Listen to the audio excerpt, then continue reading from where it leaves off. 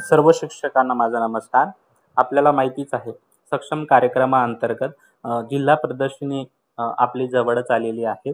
तर त्या प्रदर्शनीमध्ये विद्यार्थ्यांकडून आपल्याला काही तयारी करून घ्यायची आहे, म्हणजे काही सादरीकरण तयार करून घ्यायचे आहे. तर त्या संदर्भातीलच हा व्हिडिओ आहे. यामध्ये मी काही आपल्याला माहिती देत आहो, की सादरीकरण कसं असायला पाहिजे, या फॉर्ममध्ये आपल्याला काय माहिती भरायची आहे. तर त्या अगोदर यामध्ये काही इन्स्ट्रक्शन दिलेले आहे आपल्यासाठी, की हा जो फॉर्म आहे, हा आपल्याला कलर प्रिंट काढायचा आहे. यामध्ये आपल्याला काही फोटो चिटकवायचे आहे, जे की फोटो कलर असतील आणि ते फोटो व्यवस्थित आपल्या बॉक्सनुसार कट करून ते चिटकवून घ्यायचे आहे आपल्याला किंवा स्टॅपलर करायचे आहे. त्यानंतर हा फॉर्म आपल्याला विद्यार्थ्यांसोबत बसून आपल्याला हा भरून घ्यायचा आहे. त्यानंतर आपल्याला ज्यावेळेस विद्यार्थ्यांच्या स्टॉलवरती मान्यवर स्टॉल म्हणजे प्रॉडक्ट बघायला येतील, त्यावेळेस विद्यार्थ्यांनी मान्यवरांसोबत कसं बोलायला पाहिजे, याबद्दल काही टिप्स आहे दिलेल्या आहेत, की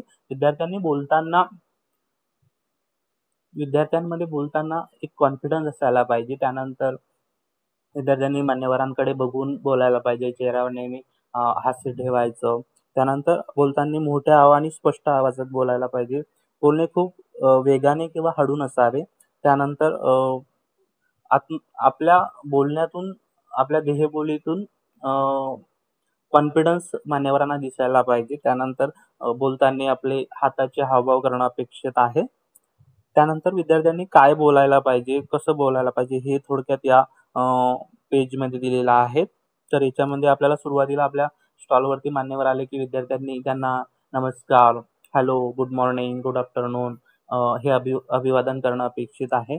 त्यानंतर त्यांनी आपली सादरीकरण हे पूर्ण करावं. हे सादरीकरण जास्तीत जास्त 2 मिनिटात त्यांना सादर करायचं आहे. यामध्ये त्यांच्या शाळेचं नाव आहे, ते कुठल्या तहसीलमधून आलेले आहेत, त्यांच्या गटाचं नाव काय आहे, त्यांच्या प्रकल्पाचं नाव काय आहे, त्यांचा प्रकल्प निवडण्याचं काय कारण आहे, त्याचा उद्देश काय आहे, एक प्रकल्प तयार करताना, प्रॉडक्ट तयार करताना त्यांना किती खर्च आलेला आहे, किती वस्तू विकल्या आहेत, अ, किती नफा मिळाला आहे, किंवा नफा किंवा तोटा मिळाला असेल ते आपल्याला इथं दर्शवायचं आहे. आणि त्यानंतर त्यांना हा प्रकल्प तयार करताना काय गोष्टी शिकायला मिळाल्या हेच सांगायचं आहे. त्यानंतर इथून पासून आपल्याला त्यांच्या स्टॉलवरती हे एक प्रेझेंटेशन आपल्याला लिहून घ्यायचं आहे. यामध्ये हे पहिलं पेज आहे. याच्यात प्रकल्पाचे नाव, शाळेचे नाव, तालुका, शिक्षकाचे नाव, विद्यार्थी गटाचे नाव, विद्यार्थी गटातील सदस्य जे आहे त्यांचे नाव आपल्याला इथं लिहायचे आहे आणि पूर्ण गटाचा एक फोटो इथं चिटकवायचा आहे. त्यानंतर विद्यार्थ्याने जो प्रोजेक्ट तयार केला आहे, म्हणजे जी बिझनेस आयडिया निवडलेली आहे, तर ती आयडिया त्यांना कशी सुचली आहे, त्याचं काय कारण आहे, त्याचा उद्देश काय आहे, हे आपल्याला थोडक्यात इथं माहिती लिहायची आहे. त्यानंतर ज्यांनी निवड केलेली जो व्यावसायिक प्रकल्प आहे, तर तो ग्राहकांच्या गरजा पूर्ण करते का, किंवा समाजाची किंवा एखाद्या पर्यावरणाची अडचण सोडवल्या जाते काय, ते इथं लिहायचं आहे.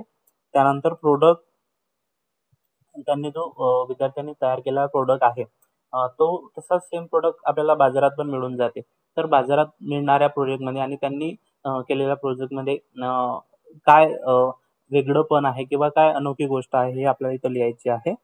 त्यानंतर विद्यार्थ्यांचा नमुना किंवा त्या प्रॉडक्टबद्दल त्यांना इथं माहिती लिहायची आहे आणि प्रॉडक्टचा इथं फोटो लावायचा आहे.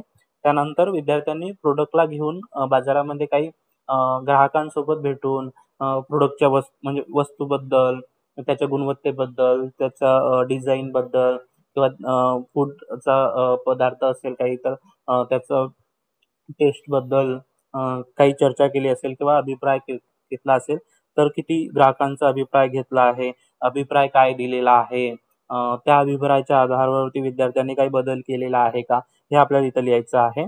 त्यानंतर मार्केटिंग करताना किंवा विक्री करताना कोणत्या स्ट्रॅटेजी वापरल्या, कुठल्या कौशल्याचा त्यांनी वापर केला आहे, हे इथं आपल्याला इथं लिहायचं आहे. त्यानंतर एकंदरीत आपल्याला आपल्या बिझनेसचा इथं विद्यार्थ्यांना हिशोब लिहायचा आहे. एक प्रॉडक्ट बनवण्यासाठी किती खर्च आला आहे, किती वस्तू तयार केल्या आहे, एकूण प्रोजेक्टचा किती खर्च आहे, किती वस्तू विकल्या आहे, एक वस्तू कितीला विकल्या गेली आहे, एकूण किती रुपयाचं उत्पन्न झालं आहे, त्यात नफा झाला आहे किंवा तोटा झाला आहे, हे आपल्याला इथं लिहायचं आहे. त्यानंतर प्रकल्प तयार करत असताना विद्यार्थ्यांना काय गोष्टी शिकायला, जसं की मानसिकता विकास असेल, त्यांच्यामध्ये कौशल्य विकास असेल, म्हणजे संभाषण असेल, संभाषण कौशल्य असेल, निर्णय घेणं असेल किंवा मग आत्मविश्वास असेल, स्वयंनिर्णय असेल, विचार करणं असेल किंवा आणखी दुसरं काय बाजार सर्वेक्षण आहे, लोकांसोबत बोलणं, अभिप्राय घेणं, अ, आपल्या प्रोडक्टमध्ये चेंजेस करणं, या गोष्टी इथं आपल्याला लिहायच्या आहे. त्यानंतर झालेल्या काही चुका विद्यार्थ्यांनी केल्या असेल ते आपल्याला इथं लिहायचं आहे. त्यानंतर व्यवसाय प्रकल्पासाठी म्हणजे त्यांच्या व्यवसायाला घेऊन त्यांचं भविष्याचं काही नियोजन आहे का? म्हणजे त्यांना पुढे त्या प्रकल्पाचं विक्री करायची आहे का? करायची असेल तर इथं आपल्याला होय किंवा नाही लिहायचे आहे. जर विक्री करायची असेल तर त्यांनी काय नियोजन केलंय? काय योजना आखल्या आहे? हे आपल्याला इथं थोडक्यात इथं लिहायचं आहे. त्यानंतर विद्यार्थ्यांनी सक्षम मध्ये कुठल्या-कुठल्या गोष्टी त्यांना शिकायला मिळाल्या आहे किंवा त्यांनी बिझनेस प्रोजेक्ट बनवताना कुठल्या गोष्टीचा किंवा कुठल्या कौशल्याचा, मानसिकता विकासाचा त्यांनी वापर केलेला आहे. तर इथं आपल्याला टिक मार्क केलेला आहे. तर याच्यात वापरलेल्या मानसिकता व कौशल्याची एक यादी दिलेली आहे आणि सदस्य क्रमांक 1, 2, 3, 5 पर्यंत दिले आहे. तर प्रत्येक सदस्याने इथं आपल्याला टिक मार्क करून घ्यायची आहे. त्यानंतर इथं विद्यार्थ्यांना आणखी काही मान्यवरांना सांगायचं, इतर काही गोष्ट शेअर करायची असेल तर इथं आपल्याला ती लिहायची आहे. अशा पद्धतीनं आपल्याला हा सादरीकरण तयार करून घ्यायचे आहेत. व्यवस्थित आपल्याला फोटो कलर प्रिंट काढायचे आहेत. सादरीकरण कलर आपल्याला काढून घ्यायचा आहे. व्यवस्थित फोटो चिटकवायचे आहे आणि विद्यार्थ्यांना या सादरीकरणासाठी आपल्याला तयार करायचं आहे. तर थँक यू.